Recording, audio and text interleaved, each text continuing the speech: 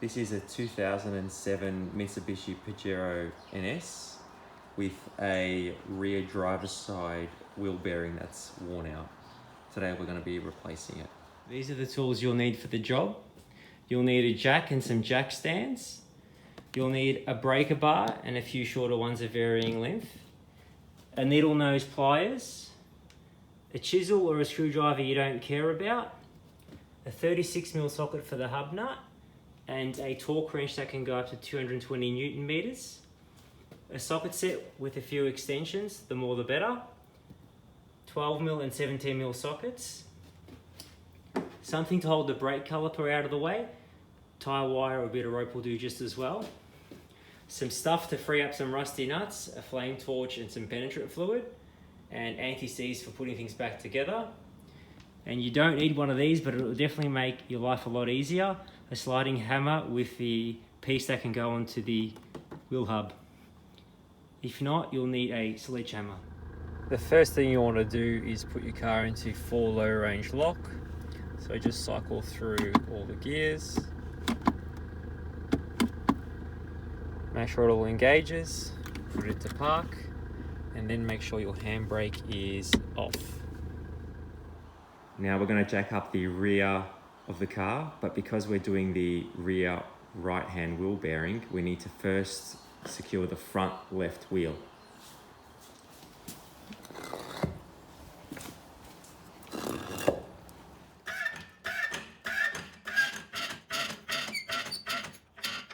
Put some jack stands on.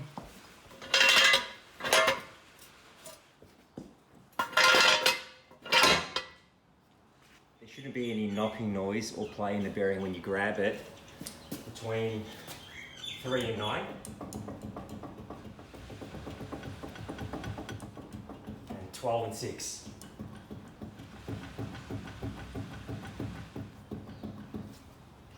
If there's any play in it, it's worn out.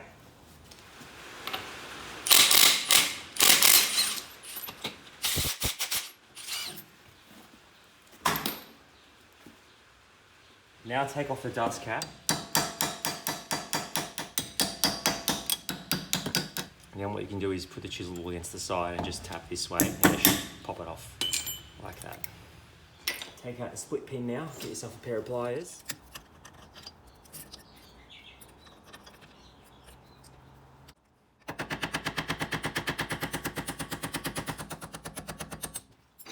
Remove the locking nut cap.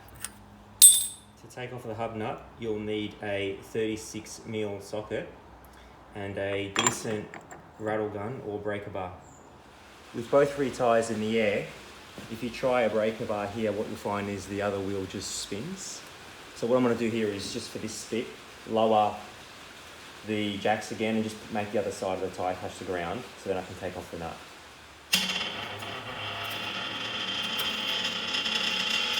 This is also the reason why you want it in full low lock as well. So when you go and crack the hub nut, it's a bit easier. Go and put your foot on it.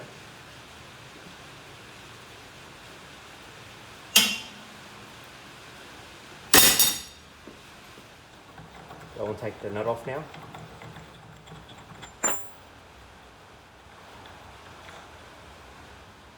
Now we'll go ahead and take off the caliper. To do that, we'll need to take off the 2 caliper bolts. They are the one on top, which is here, and the one down the bottom, which is here. Yeah, the 17mm for the caliper bolts. Go and take them off.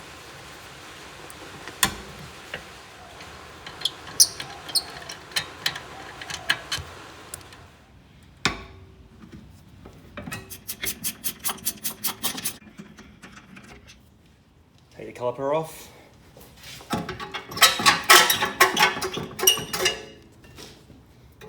And get yourself a strap or some kind of hook and go and find a spot to sort of hang it somewhere. Out of the way. Now, my disc is nice and loose and ready to come off, but if yours is stuck on, what you can do is use the 2 dowel holes here to go and slowly pry off the disc. You'll need 2 M8 by 1.25 bolts, and you just put them in here, spray a bit of penetrating fluid in here, and then what you do is you put them home, and then you slowly go and tighten one at a time, half a turn at a time, and what this will do is eventually pop that disc off the actual hub because it can rust onto here. Go ahead and take off the handbrake springs. Just wear a pair of safety glasses here because they can come flying off. Find if you put a screwdriver in there to help take some pressure off the spring while holding it, you might have a bit more luck.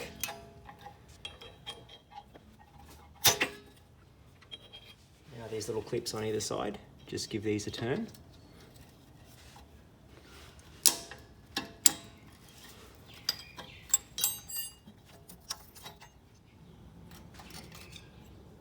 Now the handbrake shoes just come out and around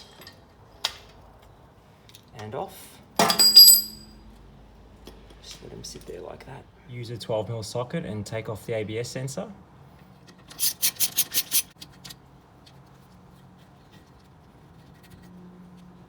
While you're here, just on the other side, go and take off the ABS sensor rotor bracket.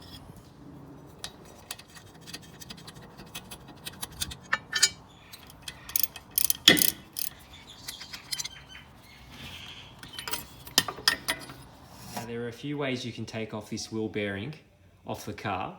So one way to get it off the knuckle is you take off the whole knuckle. To do that, I had to take off these bolts up here, this ball joint up here, and then split this ball joint down over here, and then this one as well down over here.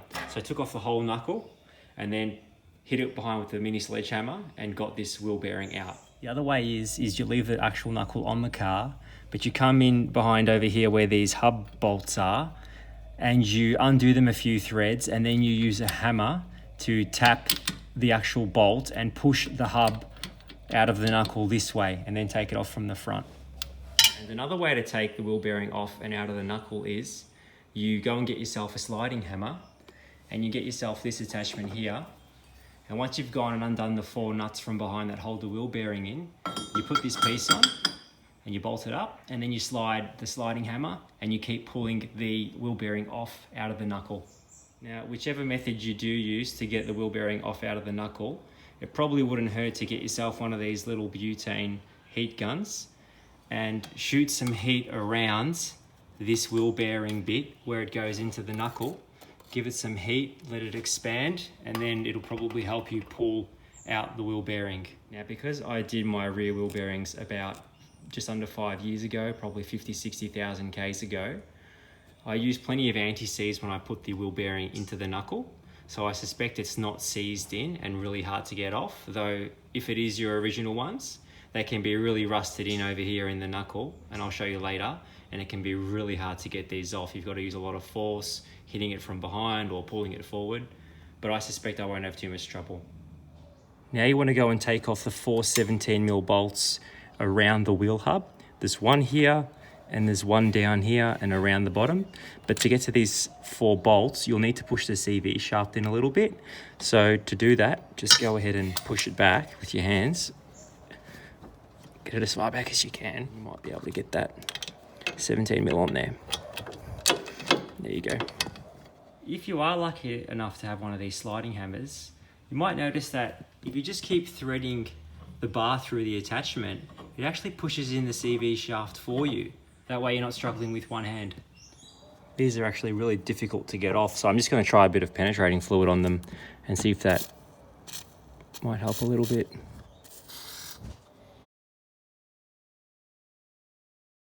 Just loosen the shocker bolt a bit there so that I can get this breaker bar in and around the shocker to give this top one a go. This last bottom right bolt was such a pain to crack. It was so hard.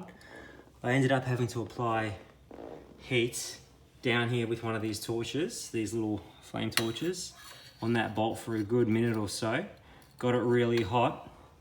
Then I, underneath here, rigged up a bunch of cable ties up to there, down to here, so that when I sat on the breaker bar, it wouldn't keep bending the socket and coming loose and rounding it. So they just helped my foot there a little bit, keep it all straight while I sat on the breaker bar. Now I've just gone and undone these bolts by a few threads, and with a few extensions on the back of this socket, I'm going to try and tap it and see if it can send the bearing forward.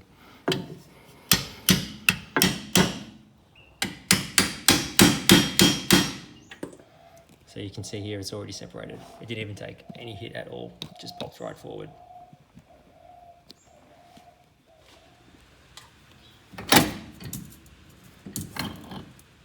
I'm really glad I put anti-seize on the spine of the axle last time I did the job, as well as on the race where the bearing sits in there. For the axle, it didn't let the bearing get stuck in there. It also allowed me to push the shaft through. And as you can see, even on the old bearing itself, there's virtually no rust on that outer race or whatever you call it that sits inside the knuckle. So really glad I put the anti-seize there. It virtually just pushed right through. This old worn bearing that's come out of the car is a Febest branded wheel bearing I got off eBay about 5 years ago. It lasted about 60,000 Ks, maybe just over, and the other side I replaced about 6 months ago only got me 50,000 Ks.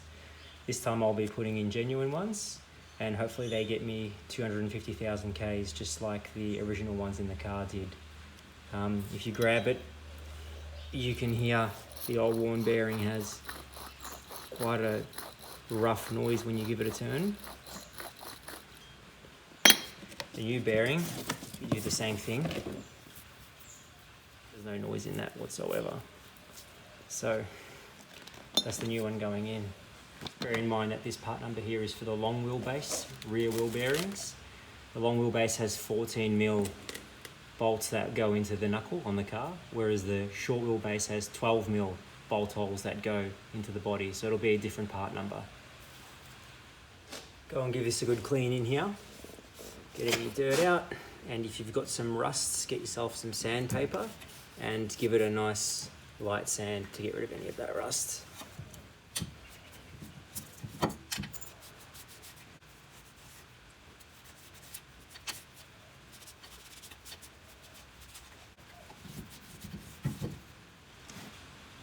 Do yourself a favour and put some anti-seize on this spline of the shaft here, as well as this face here on the knuckle where the hub sits.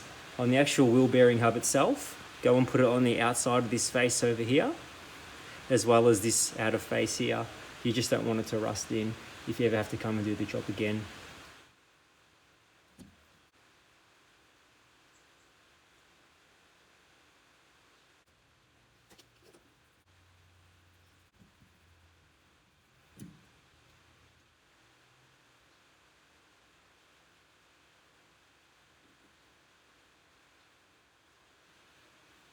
My bolts are nice and clean, but I'm going to go ahead and wire brush these threads anyway to make sure that these hub bolts are nice and clean and don't have any rust in the threads.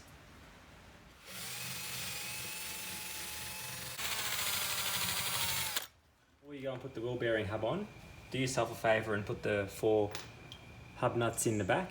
Just makes it a bit easier if you have to move the CV shaft around out of the way to get the bolt head around it.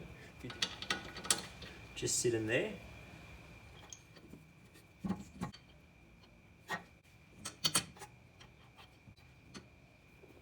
Now I'm going ahead and putting the wheel bearing hub on.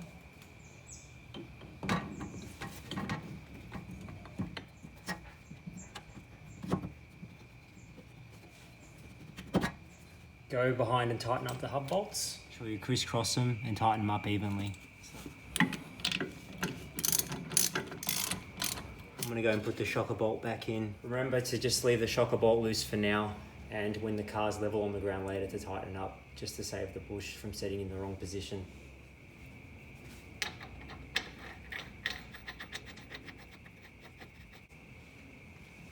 Tighten the hub nut. I'm just going to lower that opposite tyre back onto the ground again. Now with a 36mm socket and a torque wrench on 220 Newton meters, I'm just going to tighten up that rear hub nut.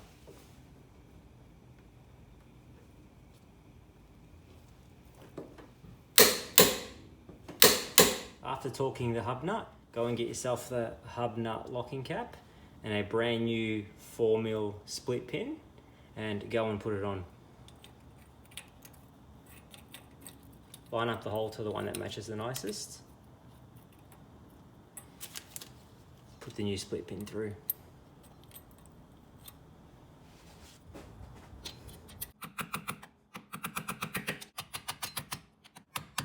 Now we're putting the handbrake back on and put the adjuster in like that at the bottom. And then at the back here, there's a little spring that you also need to put in place. Then you just slowly open them up and come up and around like so. And then sit them up there like that. Don't forget this little bit of steel here that goes in between the shoes up the top here. Like that. And like that. I've just gone and added some masking tape on here around so that it all holds itself in place while I fiddle with these springs. So the next thing is you want to put these little pins back in. Hold it at the back with a bit of steel, maybe like a socket extension. While you put this side, you put the clip on, and then you squeeze the steel and then twist and lock it into place. On this side as well. Now we'll put the springs back on. This spring over here. Done. Go and put the ABS sensor guard back on.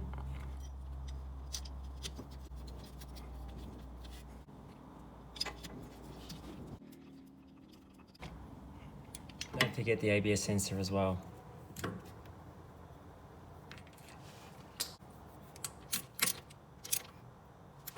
Now we'll go and put the brake disc on, and before you do, go and get yourself some anti-seize and rub a little bit on here where it sits on the hub. Just stops it from seizing up on there and makes it easier to get off next time.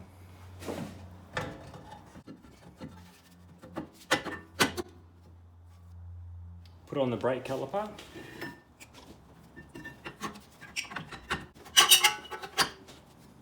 Don't forget to tighten up the top and the bottom brake caliper bolts.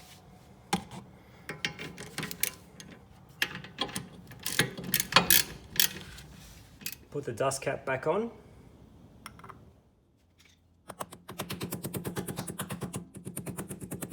Don't mind the silicone, mine's just a bit bent, so I just don't want it to get dust in there. That's all done. Now put the wheel on. Now that we've got the wheel on, let's check for any play and any knocking noises in the bearing.